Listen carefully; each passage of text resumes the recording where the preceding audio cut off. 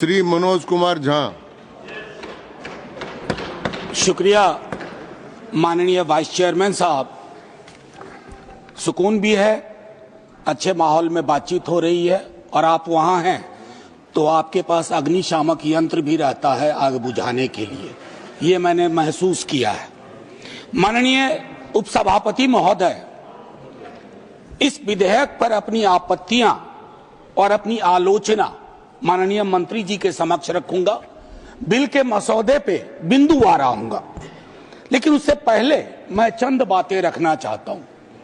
वो ये है माननीय वाइस चेयरमैन साहब, क्योंकि किसी भी आर्टिकल को जब हम पढ़ते हैं संविधान की इस किताब में कि 14 क्या कहता है, 25 क्या कहता है, 26 क्या कहता है, उसकी इबारत पढ़ने से पूर्व कॉन्स्टिट्यूएंट असेंबली की डिबेट को देखना चाहिए कि उस आर्टिकल के बनने में किस तरह के विचार आए थे।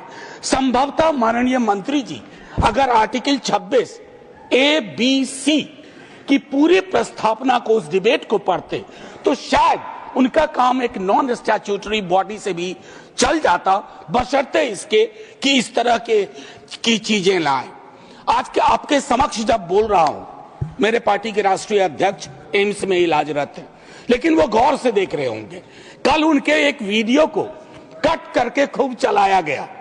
सर, पूरा संवाद तो देखिए, और अगर उन्हीं को चलाना है तो उनकी तो न्याय, सामाजिक सौहार्द के बारे में इसी पार्लियामेंट में बहुत सारी स्पीचेज हैं, उसको सुना जाए।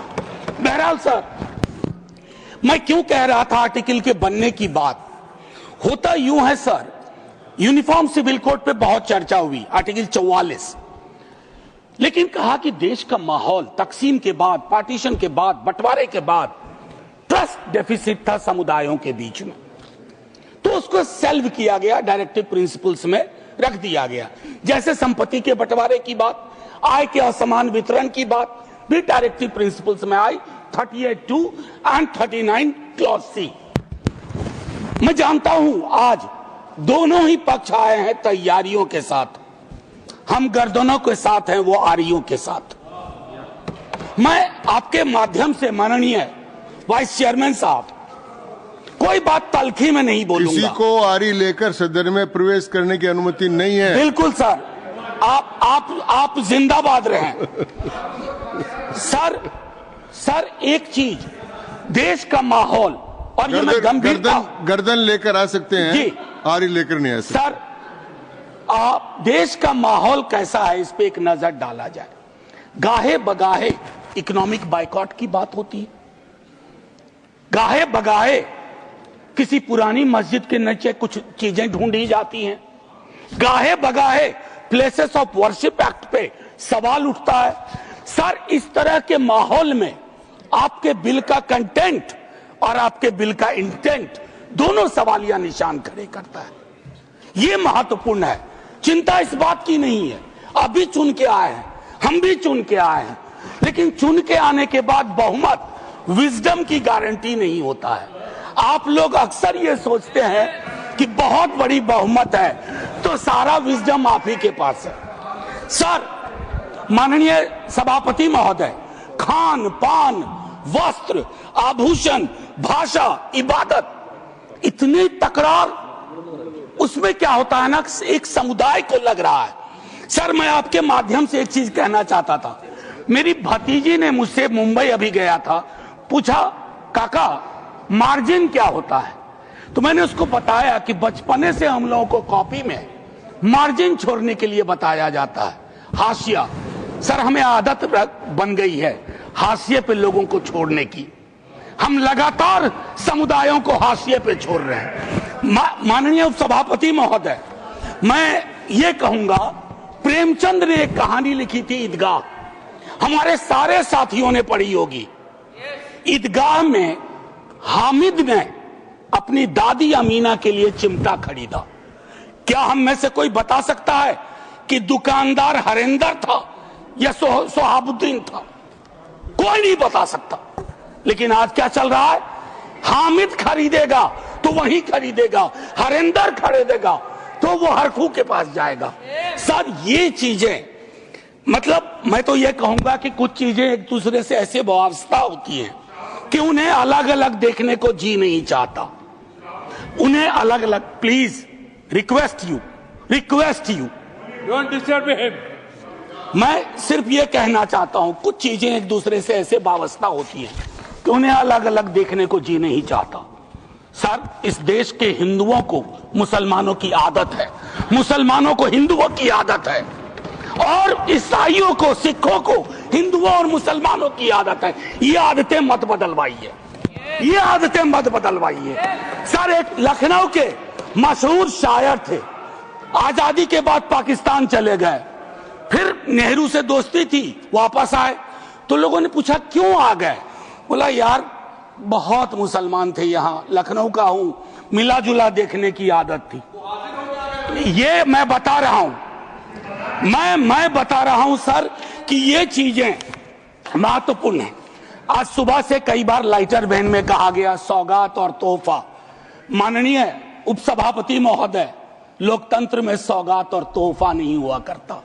हम राजतंत्र में नहीं हैं, लोकतंत्र में एक एक पाई स्टेट एक्सचेकर की है, और एक एक पाई पे एक एक नागरिक का हक है, और उस नागरिक का भी है जो हाशिए पे है, और उस नागरिक का भी है जिसने जानवरों को बंद करके एक प्राइवेट जू खोल लिया है। ये हमें समझना होगा। माननीय उपसभापति महोदय, कल मैं माननीय गृह मंत्री जी को सुन रहा था। माननीय गृह मंत्री जी बहुत अच्छी तरह से जो वक्फ है उसका ओरिजिन बता रहे थे। मैं तैयारी का सोर्स हम लोगों का शायद कुछ तो समान है हमारे में। तो वक्फ जो है अरबिक का शब्द है, वक्फा से निकला, मान लिया, और इसका मतलब है कि रिलीजियस, जो पवित्र कोई काम हो, दान हो, धार्मिक काम हो, उसमें इसका इस्तेमाल हो। और अलग अलग लोग इसका प्रोनाउंसिएशन अलग करते हैं, कोई वक्फ बोलता है, कोई वकफ बोलता है। ये अलग अलग धाराएं हैं इस देश की। काबा की मस्जिद जो 622 में बनी प्रॉफिट मोहम्मद के time, peace be upon him, वो पहली इस्लामिक वक्फ थी। उसके बाद एक चीज हम सबको याद रखना चाहिए, हम किसी भी धर्म के मानने वाले हों, राष्ट्र की अवधारणा से पूर्व नदियां नहीं बटी थी, संस्थाएं ऐसे नहीं बटे थे, बनते गए, उसमें सुधार भी हुआ। आप पहली बार सुधार नहीं कर रहे हैं, इसमें सुधार आगे भी होगा। मैंने कहा ना कि दिक्कत होती है कि जब आपका इंटेंट और आपका कंटेंट दोनों मैच करता है तो डर लगता है, क्योंकि उस समुदाय के बारे में सर मैं एक बात जरूर कहूंगा। इस बिल को, चूंकि बिल के कुछ बिंदुओं पे आऊं उससे पहले बाबा साहब भीमराव अंबेडकर को इन्वोक किया गया है, और मैं चाहूंगा बाबा साहब भीमराव अंबेडकर, उन्होंने एक लाइन कही थी, उसको बार बार पढ़िए, democracy is incompatible in inconsistent with isolation and excluding minority communities. You have to look at honourable minister from the angle of isolation and exclusion, और ये दोनों चीजें बहुतायत में हैं और अलग अलग जगहों पे हैं। सर, जमीन के साथ किसी व्यक्ति और किसी कौम का क्या रिश्ता होता है, इसको भी समझने की जरूरत है। सच कहूं तो कई बार एहसास ये भी होता है कि with this bill is it a legal cover for bulldozer? That scares me as a citizen of this country. कमाल की बात है, मुसलमान शहरों में रहे, घेट्टो, गांव में गया घुसपैठिया, और उनकी संस्थाएं, उनके बारे में जिक्र हो, कहा कि उसमें तो ओपेक नहीं है, सस्पेक्ट है। कॉन्स्पिरेसी के टोन में बात होती है, कॉन्स्पिरेसी के टोन में। सर, ये उचित नहीं है। आज ही आप ही के सदस्य कहते हैं, राधा मोहन जी, कि 20 करोड़ मुसलमान। सर, अगर एक घर में एक सदस्य मुसलमान है, क्या आप उसको एलिनेट होने दीजिएगा या उसको जोड़ के रखिएगा? उसकी शिकायतों को और उनसे जो शिकायतें हैं वो कैसे दूर होंगी? बैठ करके दूर होंगी। किसी को डॉग विसिल पॉलिटिक्स का उपकरण बना करके अगर आप अलग करना चाहोगे तो वो उचित नहीं है। माननीय उपसभापति महोदय, आपने कहा, मेरे कई सदस्यों ने कहा, नॉन मुस्लिम्स को, मैं तो बड़ा तारीफ करूंगा, खड़ा हो जाऊंगा पक्ष में, अगर इतना सेक्युलर मिजाज इस देश का कर दीजिए कि हर धर्म के संस्थाओं में दूसरे धर्म के लोग हों। इस्लामिक कम्युनिटी में डालिए तो हिंदू में डालिए, सिखों में डालिए, क्रिश्चियंस में डालिए, तब न बात होगी। या सिर्फ तय कर लिया कि सारे प्रयोग या सारा संयोग मुसलमानों को लेकर के होगा, ये उचित नहीं है माननीय उपसभापति महोदय। इसमें क्या है, मैं दूसरी चीज कहूंगा कि संपत्ति वक्फ की है अतिक्रमण के पंजीकरण के संदर्भ में। मेरे संजय जी कह चुके हैं, आपकी खुद की एफिडेविट है कि कितना डिजिटलाइज हो गया है, कितना इंक्रोचमेंट हुआ। एक छोटी सी बात कहूंगा कि एक बहुत बेहतर चीज आपने कही थी और मैंने नोट किया था सर, एक कायदे से, सॉरी, नहीं ढूंढने में जो समय लगेगा, नहीं सर, नहीं मिल गया सर, वो एक्चुअली सर, एक मिनट सुनो सही सर, सुनो, ढूंढने में जो समय लगेगा उतना अतिरिक्त समय आपको मिलेगा। Thank you sir. इन्होंने कहा, अब देखिए कि 30 बरस में, प्लीज जयराम जी, 30 बरस में सिर्फ 8, सर मैं इस बोनहोमी को तो धन्यवाद कहता हूं, लेकिन इससे मुझ जैसे सदस्य को थोड़ी दिक्कत होती है अपनी बात रखने में। बाकी अपने प्यार के लिए बहुत जगह है इजहार के लिए। मैं सिर्फ ये कह रहा हूं 30 बरस में सिर्फ 8 केसेस आए।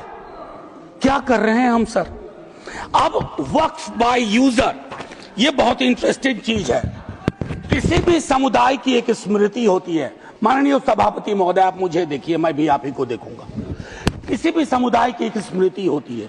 कोई मस्जिद कब से यूज में है, कागजात ढूंढोगे। मैं अभी अपने बिहार का अनुभव बताता हूं। हम बहुत छोटी जोत के किसान परिवार से आते थे दादा के टाइम से। सर अभी वहां सर्वे हो रहा है, कागज हमें अपने घर में नहीं मिल रहा है सर, ये और सर्वे ही बंद कर दिया बिहार की सरकार ने। तो मैं ये कह रहा हूं कि पूरे समुदाय को कटघरे में खड़ा करने के लिए आप यूं ही एक आम अदना मुसलमान शहरी, अदरवाइज वो परेशान है। पुरानी संपत्ति है, लैक ऑफ टेक्निकल एक्सपर्टीज नहीं है, कहां से लाए, सब विवाद में आ जाएंगे। लिटिगेशन का एक पहाड़ खड़ा हो जाएगा हमारे समक्ष। और हां, आप डीएम को बहुत काम पकड़ाते हो। बेचारा डीएम लोकल लेवल पे हम कहते हैं ट्रैक्टर बन के रह गया है। जितनी आपकी योजनाएं हैं, जयंत भाई की विभाग की योजनाएं हो, किसी की डीएम नोडल ऑफिसर, और हम ये मान के भी चलते हैं कि डीएम है तो ज्ञान का सारा भंडार उसके पास है। डीएम को एक एक महकमे की मीटिंग का टाइम नहीं मिलता है, क्या क्या करेगा डीएम।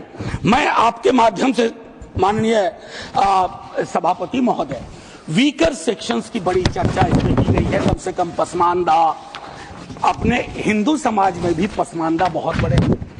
जब जब आप लोगों के पास आग्रह करता हूं 0 आवर के माध्यम से या किसी उपकरण से कि साहब कास्ट सेंसस करवा दो, तो आप चुप हो जाते हैं। अभी संजय जी ने कहा कि भगवान ने अगर ये व्यवस्था नहीं बनाई ऊंच नीच की, जाति व्यवस्था की, तो भगवान के समक्ष जो इबादत का है, जो मंदिर है, वहां क्यों ये व्यवस्था बनी रहे?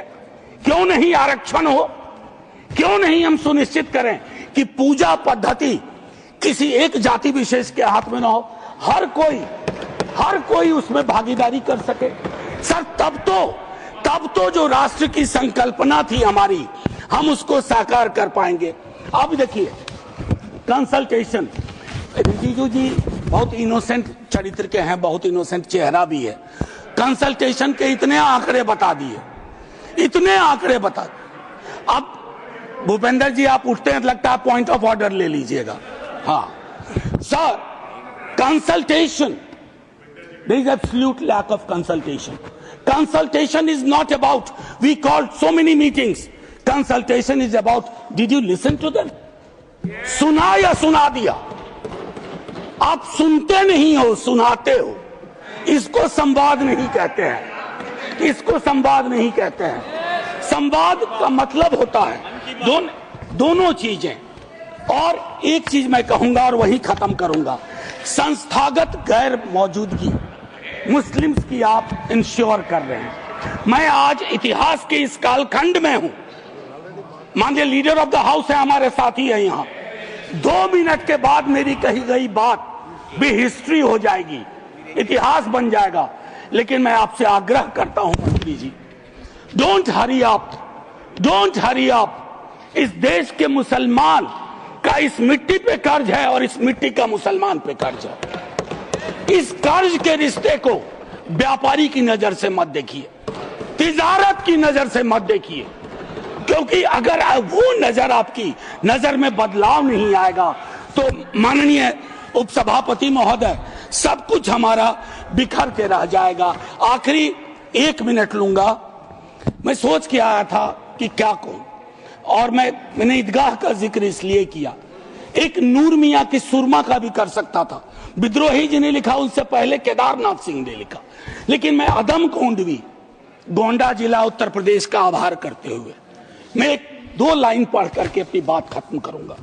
हिंदू या मुसलमान के एहसासात को मत छेड़िए, अपनी कुर्सी के लिए इस जज्बात को मत छेड़िए। हम में कोई हुण, कोई शक, कोई मंगोल, पता करना बड़ा मुश्किल है कौन कहां से। हम में से कोई हुण, कोई शक, कोई मंगोल, दफन है जो बात, अब उस बात को मत छेड़िए। गलतियां बाबर की थी, जुम्मन का घर फिर क्यों जले। ऐसे नाजुक वक्त में हालात को मत छेड़िए। है कहां हिटलर, हलाकू जार या चंगेज खां, मिट गए सब, कौम की औकात को मत छेड़िए। छेड़िए एक जंग, छेड़िए एक जंग, मिलजुल कर गरीबी के खिलाफ। दोस्त मेरे मजहबी नगमात को मत छेड़िए। हाथ जोड़ के कहता हूं सर, इसको फिर से कंसल्टेशन के लिए भेजिए और एग्जीक्यूटिव के डिसीजन को कमतर करिए, एग्जीक्यूटिव के डिसीजन को, इन्फ्लुएंस को कमतर करिए। और पूरी दुनिया नॉमिनेटेड से इलेक्टेड पे जा रही है, आप इलेक्टेड से नॉमिनेटेड पे जा रहे हो। नॉमिनेटेड लोग बड़े खतरनाक होते हैं, ध्यान रखना सर। जय हिंद सर। धन्यवाद मनोज जी।